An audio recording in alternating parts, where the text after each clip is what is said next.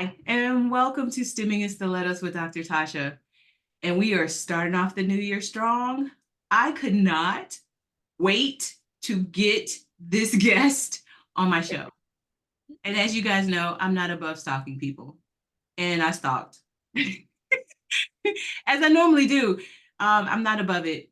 So, Shehara Wooten, I stalked her on LinkedIn as like I said, I do. Um, I answered, I talked to her on LinkedIn. I put my request in and she finally said yes. So thank you for finally answering my request. Absolutely. I'm so excited. Y'all, when I tell you I stalked her, I did. There's no shame in my game for real. There's really, I probably should be shamed, but I'm not. No, you're good. You're perfect. It was perfect. Thank you. Good, good. Like I said, I am so happy that you agreed to come on. Let me tell y'all. So she's going to tell us her STEM story, but she's going to give us some advice to start off 2024. I can't even, let me tell you, she's going to give me advice. This is for me. This is not even, this is not even for y'all. This is for me. It really Yeah, is for me. It's for me. And if y'all can yeah. benefit, then so be it. But it's really for It's- me. right, right. There you It's go. really for me. So tell us, Absolutely. welcome to the show first off, but Yes. tell us your STEM story. Yes, yes. First of all, I just want to tell you, thank you for having me on here and thank you for, getting in touch. I know you're using stalking and all that, but yeah, I'm just so glad that you were persistent, right? And I'm here today. So that I want to get that out the way. I'm excited to share. So yeah, my name is Shehara Wooten and I'm a certified financial planner, but we're going to go back into my STEM story. And honestly, I'm going to actually take us back to third grade. Mm, yes. Yeah, let's take you back to third grade. When I was in third grade, I started out the year, I was going to a new school. It was a Christian school. And before that, I just thought I was dumb. Like I just didn't think I was smart. I couldn't read. I couldn't, do things that I felt you should be able to do, like tell time, add, subtract, just do things. And somehow I knew that I should know this, but I still didn't know this. So my teachers, they were, would let me know that, tell my mom something might be wrong, etc. So she was trying to figure it out. And that's when I went to this particular school in third grade. And actually, my behavior wasn't good. And that's how I got noticed because I What? was, yeah.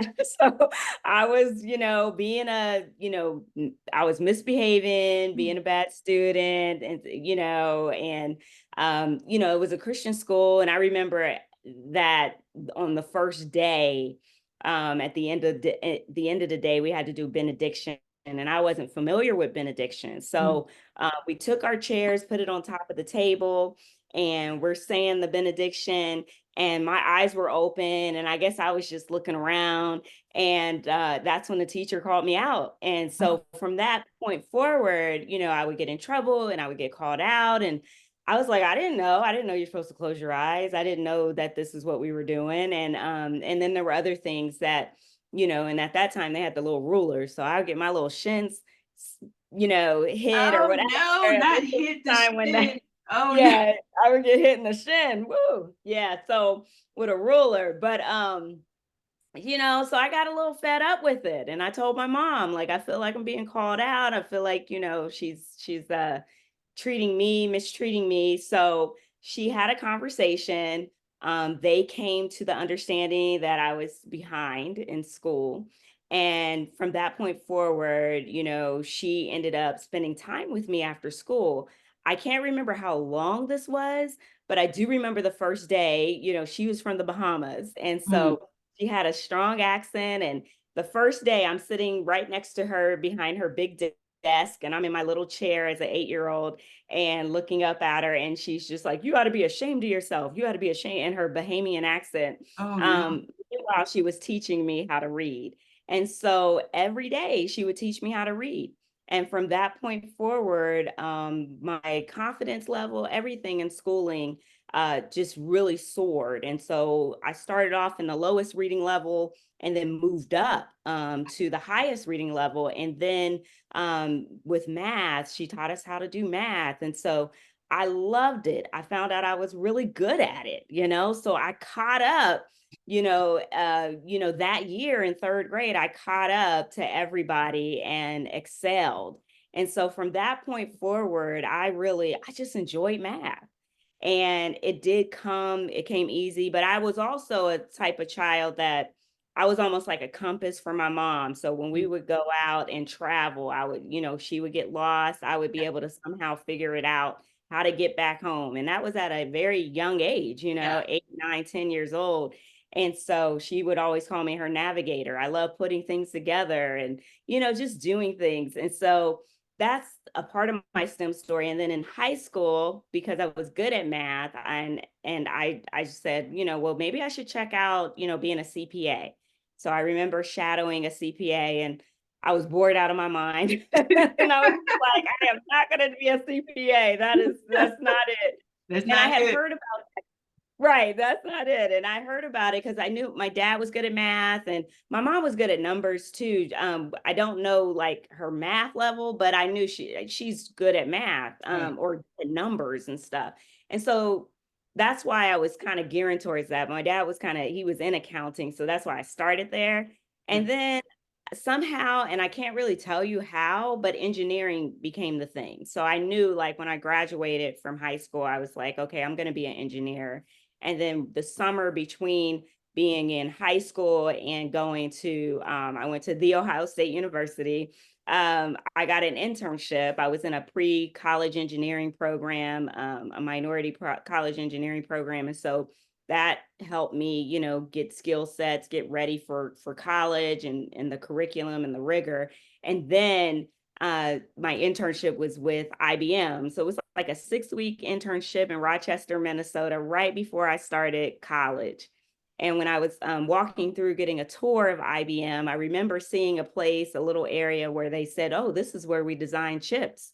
And I'm like, oh, okay, well, what engineering background, and at that time I didn't know to say engineering discipline, what type of engineer does Right. this? I said, oh, electrical engineer. So that's why I said, okay, I'll be an electrical engineer. And so that's what I just went. I, started out freshman year and spent the next 5 years and graduated with Yeah. electrical and computer engineering.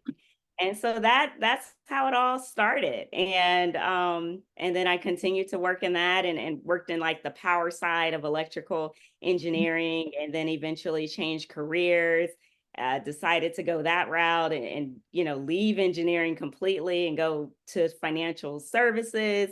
Yeah, that was a part of my journey Well, to getting now, down how, today. how does how do you make the switch? So, like, what was the impetus for you to make the switch from engineering to like financial services?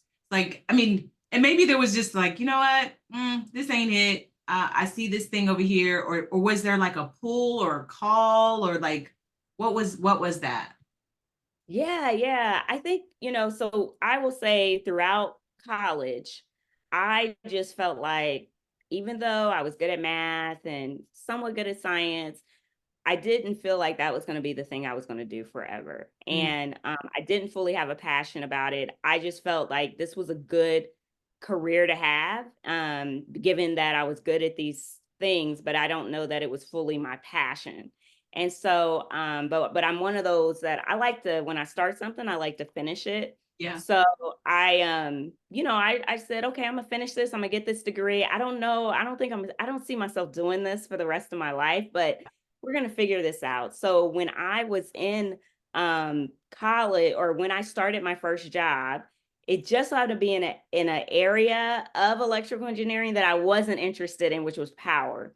The area that I was interested in was like chip design and all these different things, but for some reason I didn't go that route because, well, while I was in college, I got a scholarship to this company that focused on power. They gave me an internship And I just really literally took the path of least resistance because it was just like, well, I got the internship, I've got the scholarship. Let me just see this through. So when I was working and working for the company, because they did offer me a full-time role, I started working for them. And I was just like, wow, what do I really want to be when I grow up? I'm going to have to figure this out. Right. Right. um, and so I just ended up, I remember when I was living in Philadelphia working, I was in their technical sales and marketing program. And I remember going to an Urban League Young Professional meeting, and I was like 25 years old.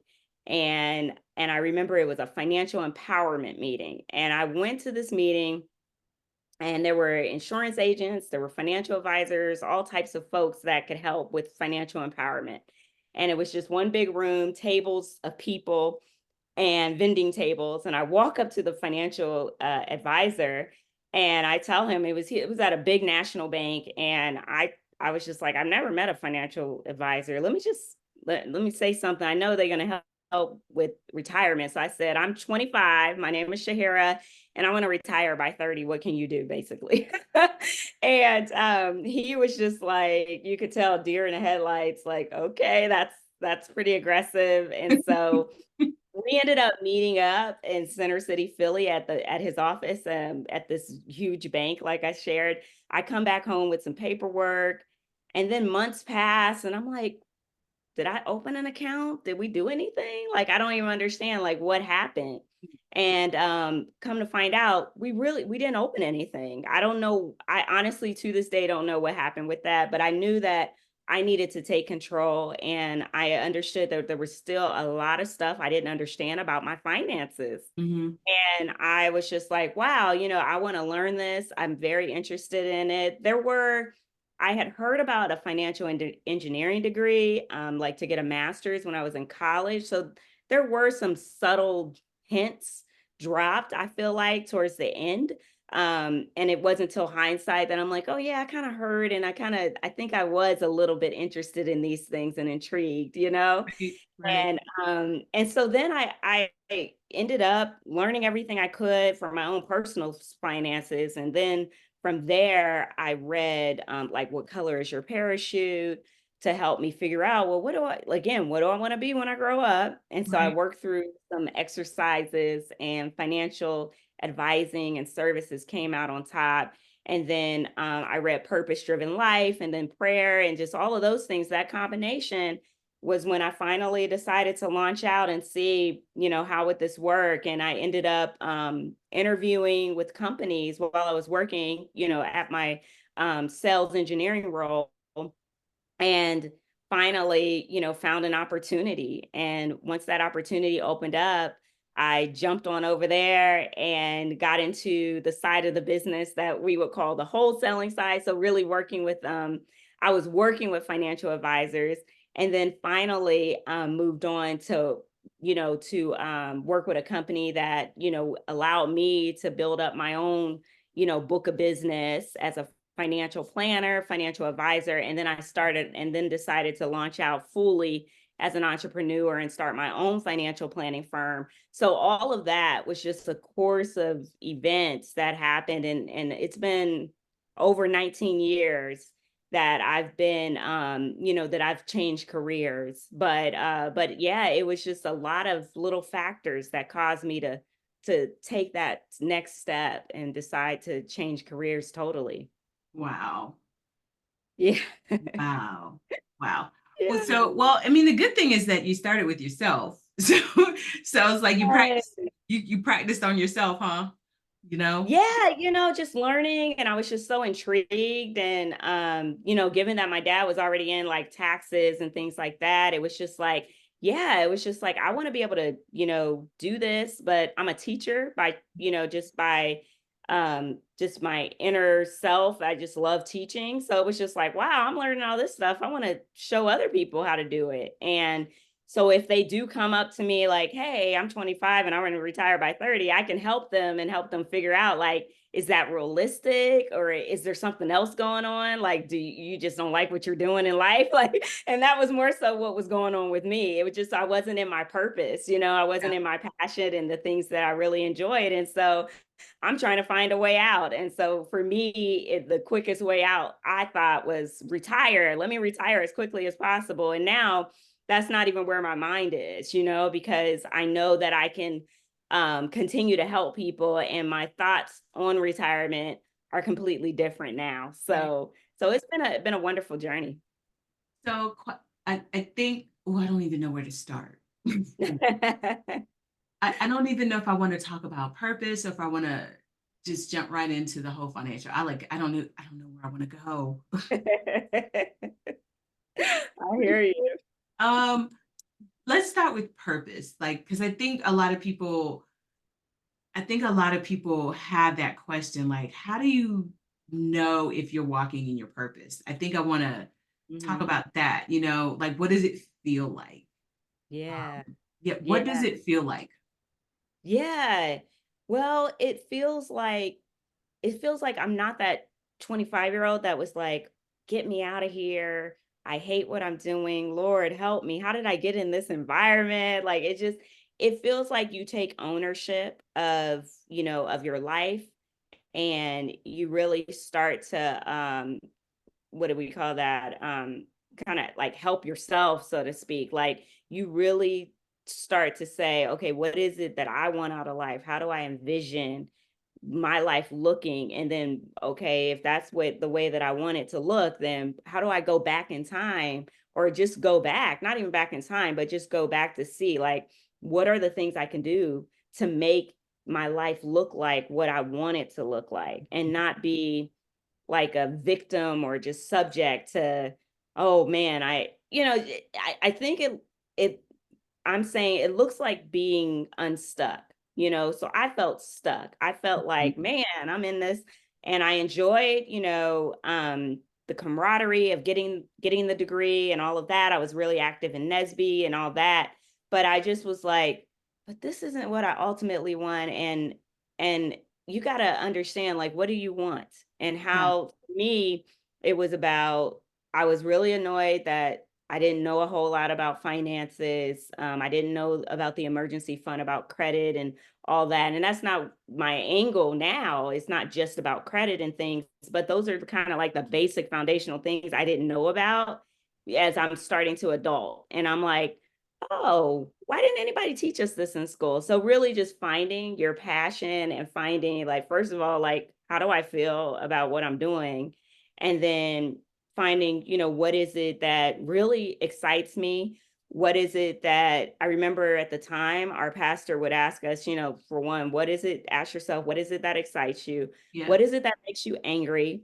Mm. Think about that, like write about that, figure that out. Like if something makes you angry, that might be something that you can really change. You can be the agent of change for that. Yeah. So those are the things that, I went through. And then also the process for me praying and asking God, like, what did you make me for? What did you design me to be on this earth for?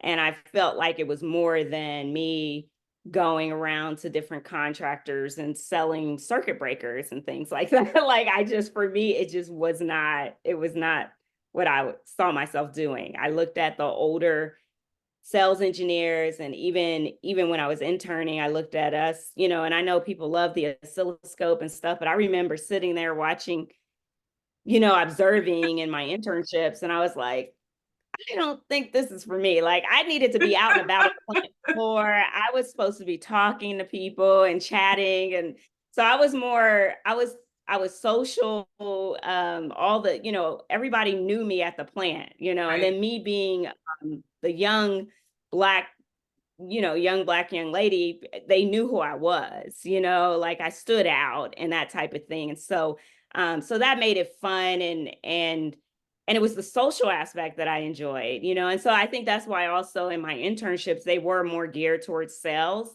rather than real strict engineering as well. So it was interesting to me when you look back on it how God was kind of orchestrating and giving me my path and Right. helping me build up my story. Well, I mean, there I think about when I think about people who are walking in their purpose, it's almost like other people can see it, right? I Yeah. mean, because they walk it, they talk it, they breathe it. It is synonymous with like who that person is. And so you don't have to guess. Like Yes, you don't have to guess. Like, oh, okay, yeah.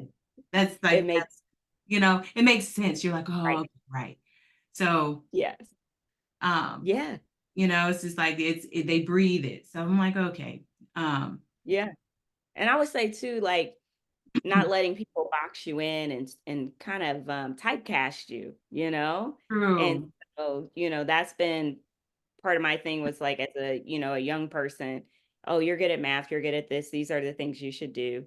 But I liked a lot of other stuff too. And so it was like, well, how can I incorporate all those other things?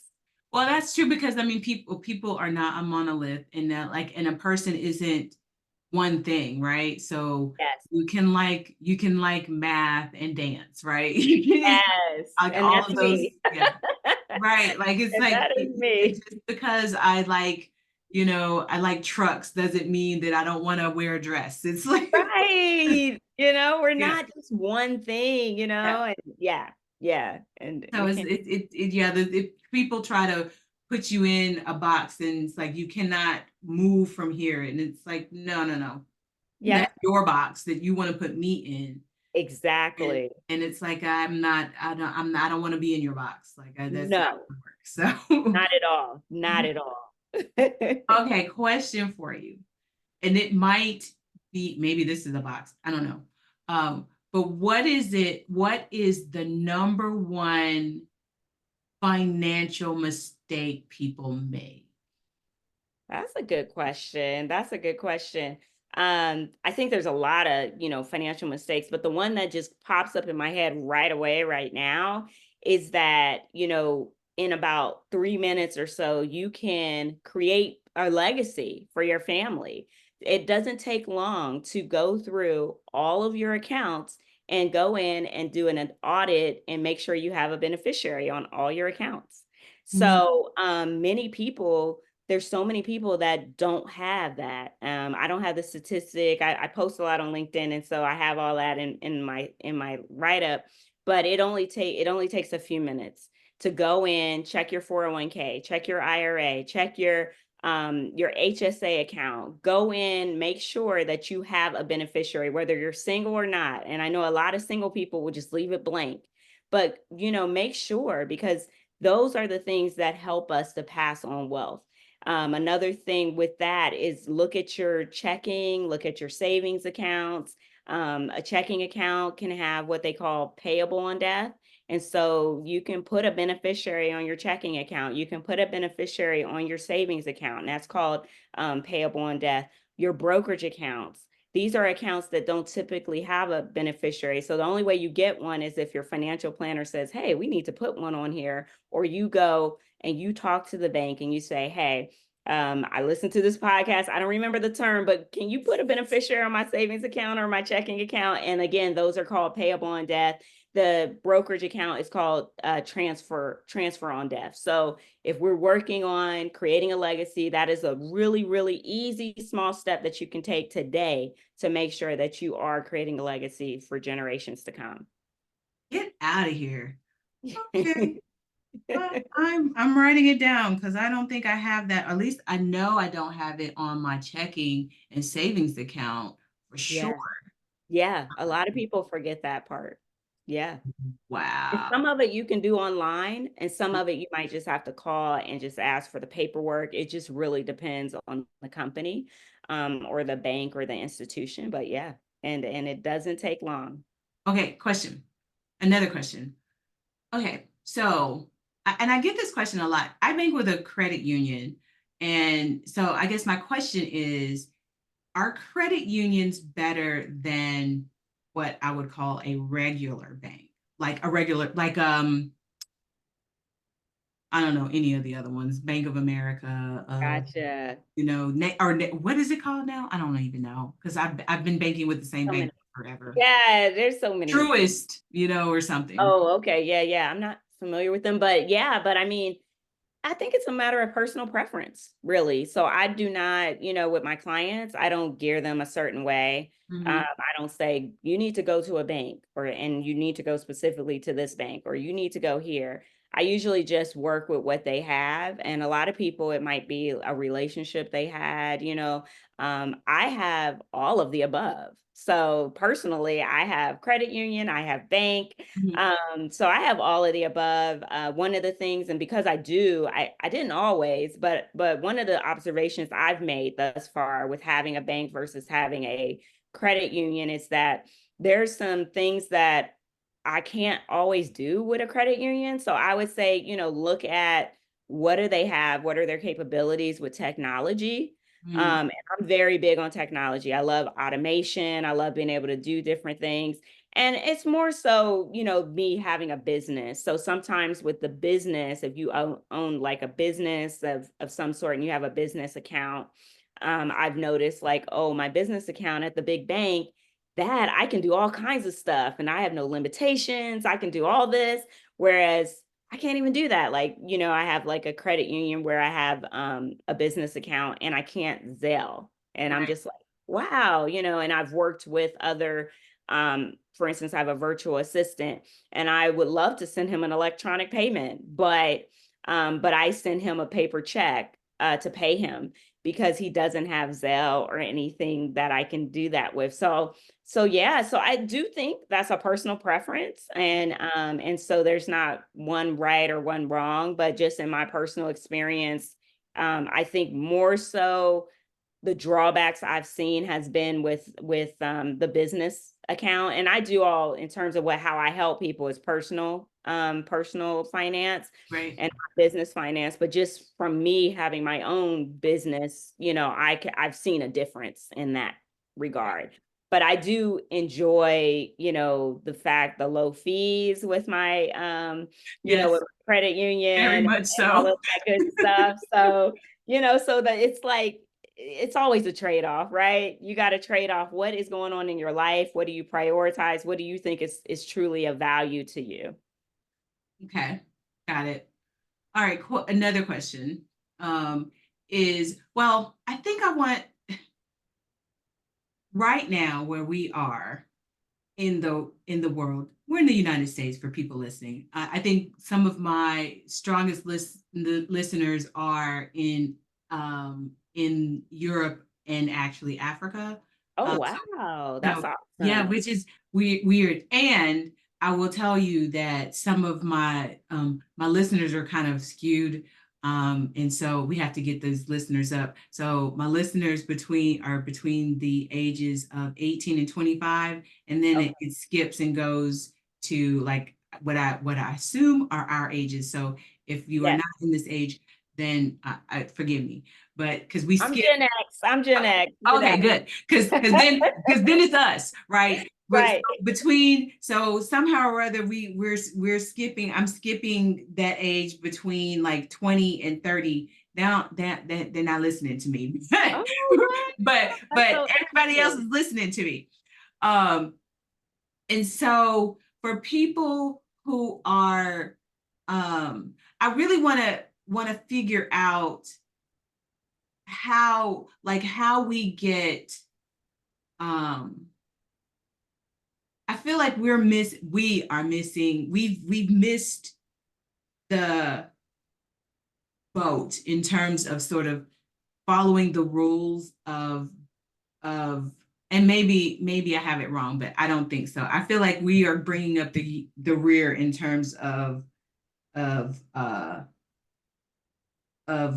getting our financial house in order.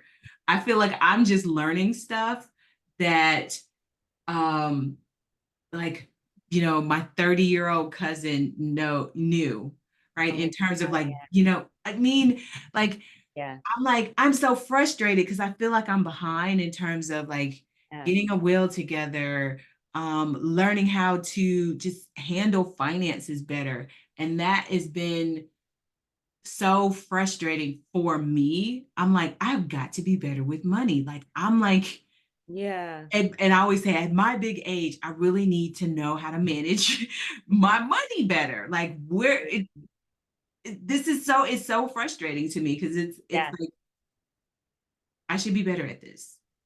And so, what are some first steps that a person who is seeking to be better at it, managing their money better, like where should they go? What are some resources they could look up? Even to start budgeting better. Like I'm just trying to help. I'm trying to help myself, but at the same time, Right. I'm trying to help other people who are in the same boat who want to be better, but they're sort of like, help, where to Yeah. go, who to talk to, what's out there for us. Right. Yeah, no, I hear you. And like I said, I was in that same boat. I was all into it around that 25-year-old age though. So that might be a little bit, I'm finding out that was a little bit unique. Because my desire is to help 25-year-old Shehara. Mhm. And sometimes I talk to the 25-year-olds and honestly, they may not be ready, right? Right. So that's what I'm finding. And then I find that the people who are in their late 30s, 40s, they're like, okay, I have not been doing what I thought I should be doing. Right. I've been making good money. But I'm 41 and where is it? Like what Right. has happened? Right. Right. And And it's so like I got to get this together. Right. yes, yes. And so that is what I'm realizing because in my heart of hearts, I'm like, I want to help 25-year-old Shahara. I want her to, when I was coming up to that guy and I was like, hey, I want to retire by 25, I wanted him to show me. I really did. Um, and so, but now I'm realizing too, there are a few that want that solution, but there's people who are really way more eager in that late 30, 40 range. And so the Right. things that I would tell them to do, first of all, I commend you, right? First is that you want to learn, you want to grow, you want to have that transformation so that you can have financial security. And one of the things I tell people is, for one, I obviously I have, my LinkedIn and all that. So I do provide resources from that angle. I did write a book, so I'll share that too. Yay. I didn't realize I had the blurred background. I think I'm gonna take this off. I didn't realize I had the blurred background. Let me change that.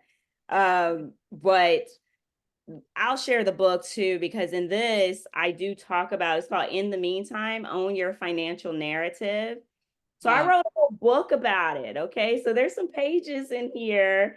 And I call it like I broke it out into a uh basically just four frameworks. So build, live, save, and give. So I'm a very big proponent of understanding your cash flow. So understand what money is going in and out. And I can share a link to the tools and that type of thing too Yeah. here. And basically, that's the key. That's the foundation. If you don't know where your money is going and you feel like, if you feel any like guilt or shame, like, oh, I just bought something and I feel bad about it. I want people to have a feeling of empowerment when they spend, as well as when they save. So, so I don't want people to feel like I'm not able to buy anything or I'm not able to do anything. I want you to still be able to live a life that you dream of like now, within a certain limit, but still living a life. You're still living life, but then also saving for your future self as well. So cash flow is huge. Understanding your net worth, understanding what is your assets minus your liabilities. So that is something you should have readily available and know what that is. So you should be able to pull that up. I provide those kind of tools when I work with people to be able to do that. And then monitoring, constantly monitoring. Another thing is to automate. So if you find that, gosh, I never feel like I have enough saved, or I'm never, am I really saving enough? Just like most of us are participating in a 401k, I would say. And just like it's automatically, and you don't even know, you don't even think about it. you should be, saving towards your goals, like midterm goals, things that you want to do 10, 15 years from now. You may not even know what that is, but you should have like a bucket of money just for that. Just to give yourself options and choices. And then also when I say the give part of things is I'm a very big proponent, just more well-rounded, holistic approach. And I do believe giving and being philanthropic and not thinking that, oh, I gotta be like a Bill Gates or I've got to be a Michelle Obama before I can start being philanthropic. But you can be philanthropic now. So finding a way to automate and be able to save or donate to something. And it could be your time, talent, or treasure, but there's something about also just giving a portion of your funds as Right. well. Right. And incorporating that as a part of your overall plan. So those are some things that I would recommend. Definitely recommend, the book. There's all kinds of books out there, like The Behavior Gap by Carl Richards. There's I'm trying to think right now, I'm really into these self-help books and just for my business and stuff. But there's so many really good, books out there to read. Some of the basics, foundational things that I read was like Think and Grow Rich. Yeah. Thought that was a powerful book. Millionaire Mind, felt that was a powerful book. I really enjoyed We Should All Be Millionaires by Rachel Rogers. So I think those are some really good resources to start to get your mindset right. And so what I do particularly work mostly with Black women in STEM that just are describing what you just described. And so I do have a community where we have the coaching and the curriculum as well as the opportunity to share and have that community aspect. So that's another thing too, is really getting in a group of like-minded people, and they're all trying to go further and Yeah. trying to grow as well. So Well, I mean, right. yeah. Because I mean, you can't, it's helpful when you have other people who are headed in the same direction. So then that way they can be like, come on, girl, like, no, Yes, yes, come on, you yes, got to come with me, right? So there's right. something about that. Yeah. There really is. It's just power. There's power in community, power in having somebody to just hold you accountable, and if you said that's what you're going to do, let's do it, and then now we can start to see results and no pressure, but accountability is what Correct. we would be looking at. Yeah. Yes. No pressure, but accountability. I love that. Yes. I'm Yes. actually probably going to write that on my little board over here. I know. I was thinking, okay, I'm gonna have to put that as a nice little quote. It's no pressure, but accountability. Accountability. Right. No pressure, dot, dot, dot, but accountability. That's right. Yes, That's yes, right. We just coined that today. yes, yes, yes. I love I it. see it on the LinkedIn post. I'd be like, I know where that came Yes, where that came from. I was on her show, and because as it was coming out, I was like, "Uh-oh, this about to be, this is from. supposed to be That's right. good." That's right. But I mean, but it's so true though. I mean, Yes, the thing is that, and I think that's where I've been lately is, I've not been accountable. yes, Just sort of been like, well, I'll just do. Um, yes. it's my money, right? I made it. And I Mhm. haven't really been accountable. Right. But for me, it's just sort of like, no, I need to be accountable, right? The money, I have to be accountable for where the money has gone. I have to be able to track it. And then, sort of like answer for it.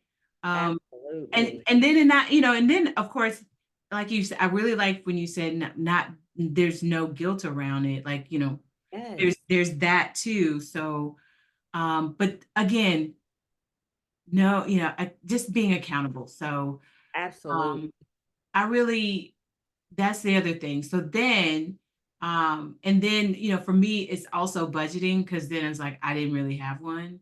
Like Yeah, after you pay your bills, like that's the other thing. And do all of the things, put your, tithe, offering, mhm, 401k, pay all the stuff. It's just sort of yeah, like you have these free funds, but yeah, it's even those you should, I'm like, I have to put a name on it, right? Even if Yeah. it's like, going out to eat, like put a name on those, right? Because at Yeah, least that's a great, that's a know great way to do what, it. right? That, right? At least there was no name on them. Hear you. I hear you. So I do it a little bit differently. So I don't do budgeting in the traditional sense. Okay. So yeah, Interesting. so when I talk about my cash flow planning tool, I use the term cash flow planning. Wow. And what we do is like we budget for goals. So if you have an emergency fund, we're going to budget for that. If you have a trip you want to take, I had some people like, "Hey, I want to make sure I get tattoos." And I'm like, "Okay, well, you got to budget for that." Um, but then in terms of everyday spending, I have two buckets that I recommend, and then I help people figure out what that spending number is that they can spend. And in that bucket, it can include entertainment, dining out, gifts. It can include a lot of different things. And what I've come to realize is people are not budgeting and they're not tracking. Mm, So it sounds like a wonderful thing to do. And if you're, if anybody in the audience, if you're the person that loves your spreadsheets and you do all that good stuff, keep doing it. But a majority of Americans are not doing it. So mm, I'm meeting people where they're at. got Um, you. they're busy, they're not doing it, and I'm not trying to hold that over their head. So I give them a system on, okay, it's almost like an allowance. Like this is what you can spend every week, and you can use it on anything. You can use it on dining out, but entertainment, all your bills, like you talked about, the tithe and all the, utilities and your mortgage, your rent, that's all taken care of. But now this is the number where you're going to be out and about, hanging out with friends, doing, and this is all you get every week. And I found that majority of the people that have taken on that system, they're like, oh my gosh, I didn't realize I had this much money left over. Mm, Then from there, we're able to take that money that's left over and we're allowed to put it towards any other goals or, paying down debt or all those budgeting things that I mentioned, where we're going to budget for your emergency fund or your travel fund or your, like the lady, she had the tattoo fund, or maybe you have a dog and you want to be able to not have a surprise when, if they get sick, God forbid, or something like that, then we're going to have an account for that. So wow. we just create different accounts and various things, but it really helps people to compartmentalize and not feel guilty that they didn't have $200 in dining, in their dining out budget Mm, and they spent all the money. Like we don't even do that. I don't do that. love. I So love this. yeah. Okay. So I'll be hitting you up off the side, off top. Yeah, yeah, yeah. Mhm. So Yeah. yeah. I told y'all, I told the audience that it was for me. It was for me. I told them it was for Right. me. Yeah, Oh, we're trying to free people, not have you you be have like, freed me for "Oh real. my gosh," yeah, 'cause I just know life be lifing, right? And so we get busy and things happen, and maybe you were the type that, and I used to be the type. I budgeted, I had everything written out. I stopped having time for all that, right? Yeah, So yeah, I found a way to still make it work and be able to just make it work basically, and and without having to get into the weeds. yeah, Now there are some people who are very granular, yeah. and I used to be that way even with my clients, but I got feedback and they were just like, this is too granular for me, I can't take it, I don't do this, I just don't. And there's tools out there that do it, and if you're that person that loves that, please Right. continue Go to for use it. those Right. tools. Yeah, use those tools. But for me, I do it differently for folks. Got it. Yes. Okay. Free, free Yes. today, free me today, free me today. Okay. All Good. right. So I have two questions for you. Yes. If people are looking for you right now, where can they find you? And if you have anything that's coming up, like to tell the audience where they can find you. Yes. So the best place to find me right now, just because I love the platform. It's social media, but it's LinkedIn specifically. Yeah, And that's where you found me and everything. We that's right. connected through there. Yep. But yeah, I mean, LinkedIn, I post quite a few times every week, and whether it's inspiring, empowering, or informative content. So it's a number of things that's posted there. So if you're on LinkedIn, follow me there. And coming up on January 22nd, that's on Monday at 7 p.m. I actually have a workshop. We're going to go deeper into the Build, Live, Save, Give framework. And I'm partnering up with, I don't know if you know her, Michelle Hayward. Mhm. She has a company called Positive Hire Co. And it really helps Black and Latino, Black and Brown women specifically in the technical engineering fields. And so she's from a construction background, engineering background. So that my main focus is Black women in STEM. So I try to find those platforms where I can link up with folks that connect with that audience. Yep. But yeah, if you want to register, I guess we could put the link somewhere or Yep. We can put it in the show okay. notes.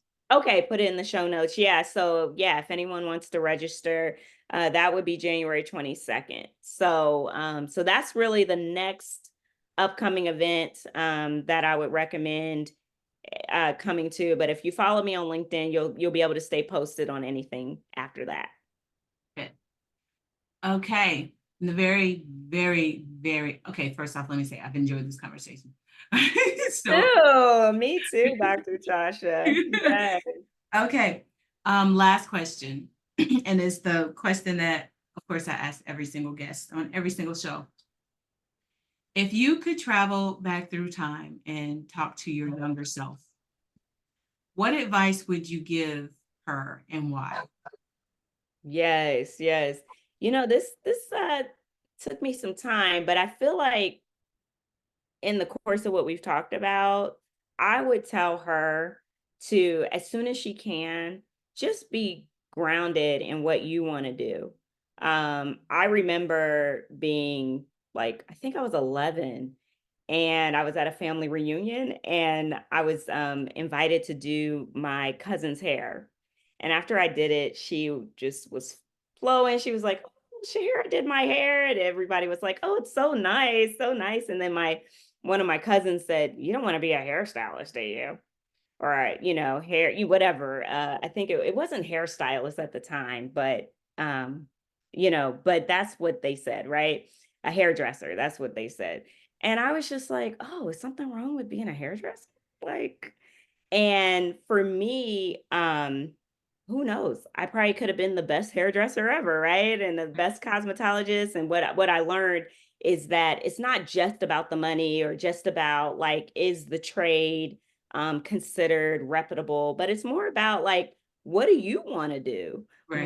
What are you drawn to? And who knows what would have happened. But I do think about that, like I never pursued that. I mean, I used to do everybody's hair when I was a kid, but I never pursued that because I felt that that wasn't as, high looked as highly upon. So I just say, as a younger person, just do follow that path that you enjoy, like really explore it, because anything you're really, really good at, the money will come, the success will come, and success is personal, Mm, right? So, whatever there's, people will think that success is a certain thing, but it's all personal. And so, it's not just about the money, and it's not even just about prestige or what looks the best, or all of that, but just, yeah, find what it is you enjoy, and don't just take in all the noise, I guess, and use that to determine what your next step is in life.